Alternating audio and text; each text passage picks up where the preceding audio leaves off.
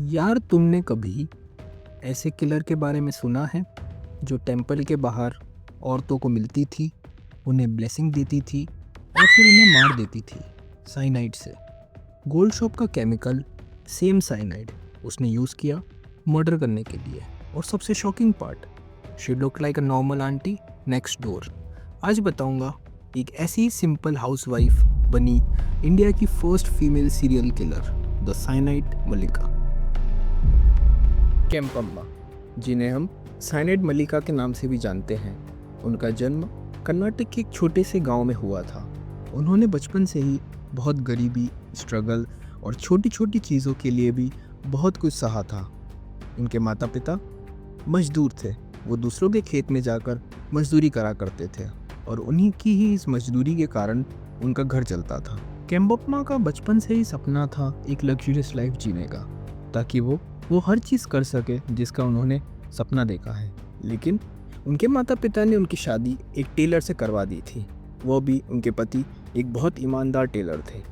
उनके साथ उनके 3 बच्चे थे और घर में 5 लोग होने के कारण केम्पम्मा को भी ऑड जॉब्स करनी पड़ती थी ताकि वो अपना घर खर्च चला सके। फिर इसी तरह केम्पम्मा के दिल में भी आया कि वो भी एक rich and luxurious life deserve करती है। उन्हें भी लगा कि कब तक यह स्ट्रगल चलता रहेगा और यहीं से वो ग्रिड की शुरुआत होती है।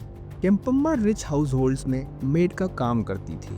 उन्होंने यह जानबूझकर चुना था कि वो रिच हाउस होल्ड्स में काम करें ताकि वो पास से देख सके कि कैसी उनकी लाइफ रहती है और वो कैसे उसको जीते हैं। केम्पम्मा डेली देखती थी रिच लोगों के यहाँ उनके jewellery, saris, comfort and everything. तो उन्होंने सोचा कि कभी थोड़ी छोटी छोटी चोरी मैं चालू करती हूँ तो इन्हें पता भी नहीं चलेगा। तो उन्होंने सबसे पहले छोटी चोरी चालू करी। उन्होंने सबसे पहले एक छोटी सी गोल्ड की चेन चुराई, लेकिन वो पकड़ी नहीं गई। तो उन्हें लगा कि यह एक बहुत अच्छा मोड़ है। तो केम्पम्मा हर घर से थोड़ा थोड़ा गोल्ड चुरा कर बेच दिया करती थी। उससे केम्पम्मा के पास थोड़ा बहुत पैसा इकट्ठा हो गया। फिर वो पैसा लेकर अपने पति के पास गई। तो केम्पम्मा ने अपने पति को कहा कि हम एक चिट फंड चालू करते हैं। तो केम्पम्मा के पति के कहने पर जो आसपास के लोग रहने वाले थे उन्हें भी लगा कि वो चिट फंड में पैसा लगा सकते हैं, क्योंकि केम्पम्मा के पति एक ईमानदार व्यक्ति थे। तो उन्हें सुनकर उन लोगों ने भी इस चिट फंड में पैसा लगा दिया। केम्पम्मा ऐसे ही चोरियां कंटिन्यू करती रहती है। वो हर घर से कुछ कुछ ज्वेलरी चुराती रहती है, लेकिन वो धीरे से पकड़ी जाती है। जब एक हाउस होल्ड वाला नोटिस करता है कि उसकी ज्वेलरियाँ कुछ कम हो रही है, तो वो पुलिस में कंप्लेन करता है और पुलिस इन्वेस्टिगेट करके केम्पम्मा को अरेस्ट कर लेती है। जैसे ही केम्पम्मा हिरासत से लौटकर वापस घर आती है तो उसके नेबरहुड में यह पता चल जाता है कि वो चोरी करती हुई पकड़ी गई थी। और उन्हें ये भी पता चल जाता है कि जो चिट फंड में उन्होंने पैसा लगाया था वो पैसा डूब चुका है। केम्पम्मा ने अपनी नीड्स को फुलफिल कर लिया है उन पैसों से। तो इस चक्कर में उसका और उनकी फैमिली का वहाँ पर रहना बहुत मुश्किल हो जाता है। तो इसके चलते केम्पम्मा के जो पति है वो उन्हें घर से निकाल देते हैं। और यही केम्पम्मा फिर सोचती है कि अब मैं अपने रूल्स के हिसाब से चलूँगी, कोई के हिसाब से अब मैं नहीं चलने वाली। और इसी इंसिडेंट के बाद मल्लिका बनती है द साइनाइड मल्लिका। जेल से निकलने के बाद और घर से निकाले जाने के बाद केम्पम्मा जॉब ढूंढ रही थी। तभी उन्हें एक ज्वेलरी की दुकान पर जॉब मिल जाती है, जहां उन्हें सबसे पहले पता चलता है साइनाइड के बारे में, जो कि ज्वेलरी पॉलिश करने के लिए यूज़ करा जाता है। और वहीं से केम्पम्मा को पता चलता है कि साइनाइड की एक छोटी सी क्वांटिटी से भी एक बंदा मारा जा सकता है। तो इसी कारण केम्पम्मा का दिमाग चलता है और उन्हें यह पता चलता है कि साइनाइड के कोई साइड इफ़ेक्ट्स भी नहीं दिखते हैं बॉडी में। तो यहीं से प्लान रेडी होता है। केम्पम्मा भी टेंपल जाया करती थी, जहाँ वो यह देखती थी कि लोग डेस्परेशन में भगवान से कुछ ना कुछ मांगते ही रहते हैं। तो वहाँ पर केम्पम्मा को एक प्लान क्रैक होता है। केम्पम्मा टेंपल के बाहर मिडिल एज्ड वुमेन जो कि डेस्परेट और इमोशनल है उन्हें विक्टिम बनाया करती थी। वो उन्हें कहा करती थी कि वो भगवान की भक्त है और उन्हें स्पेशल पूजा करवा के उनकी मनोकामनाएं पूरी करवा देगी। केम्पम्मा उन्हें रिचुअल में यह कहा करती थी कि तुम्हें 1 दिन का फास्ट रखना है, उसके बाद वो उन्हें एक पवित्र जल देगी जो कि उन्हें पीना है। जब वो यह जल पीती थी तो वह अनकॉन्शियस हो जाया करती थी क्योंकि उस जेल के अंदर साइनाइड मिला हुआ था। और जैसे ही महिलाएं बेहोश होकर अनकॉन्शियस होती थी तभी केम्पम्मा उनकी ज्वेलरी लेकर वहाँ से भाग जाया करती थी। केम्पम्मा ये एक्ट कर कर वहाँ से ऐसे गायब होती थी कि जैसे वो वहाँ पर थी ही नहीं। न्यू सिटी न्यू स्टेट, और वो हर जगह जाकर यही पैटर्न फॉलो करती थी और कोई को उस पर शक भी नहीं होता था।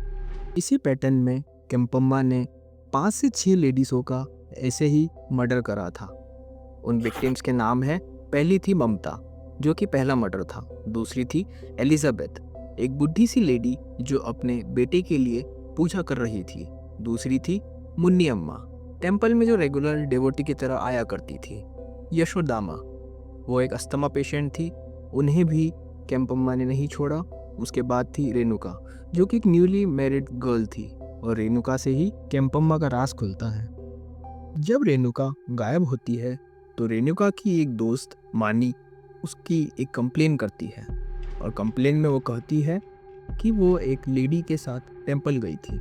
इस इंफॉर्मेशन के साथ पुलिस भी क्लूलेस रहती है, उन्हें कोई आइडेंटिटी पता नहीं थी, और यह केस ऐसे ही लंबा खिंचते जाता है। लेकिन 2 साल बाद जब एक ज्वेलर पहचानता है कि यह ज्वेलरी रेणुका की है, तो वहाँ से पुलिस को क्लू मिलता है और वो ट्रैक डाउन करते हैं, और वहाँ से वो केम्पम्मा तक पहुँचते हैं, जहाँ वो केम्पम्मा का इंट्रोगेशन करते हैं, और केम्पम्मा सारी सच्चाई उगल देती है, और वो आखिरी में सिर्फ यही कहती है कि मैंने यह काम सिर्फ पैसे के लिए करा था। 2008 से 2010 तक ट्रायल चलते हैं। वहाँ केम्पम्मा पर मल्टीपल मर्डर्स प्रूफ हो जाते हैं और उन्हें डेथ सेंटेंस दे दिया जाता है, जो कि लेटर लाइफ इम्प्रिजनमेंट में कन्वर्ट कर दिया जाता है। और यहाँ पर हमें पता चलता है कि एक लेडी जो कि सबसे पहले एक हाउस मेड बनी, वो कैसे इंडिया की पहली वुमेन सीरियल किलर बन जाती है। और यहाँ से केम्पम्मा का नाम हिस्ट्री बुक्स में एज साइनाइड मल्लिका लिखा जाता है। देखो, ग्रीड सबके अंदर होता है, लेकिन जब वो ग्रीड ऑब्सेशन बन जाता है तो वह इंसान को एक शैतान बना देता है। पैसा कमाना बात कोई गलत नहीं है, but the right way is always hard work and consistency. So इसी तरह से मैं यह कहना चाहूँगा कि आपको कभी ऐसी real life and dark crime thrillers पसंद है तो आप चैनल को सब्सक्राइब करें। बाकी आप अपना ध्यान रखिए। Take care. धन्यवाद।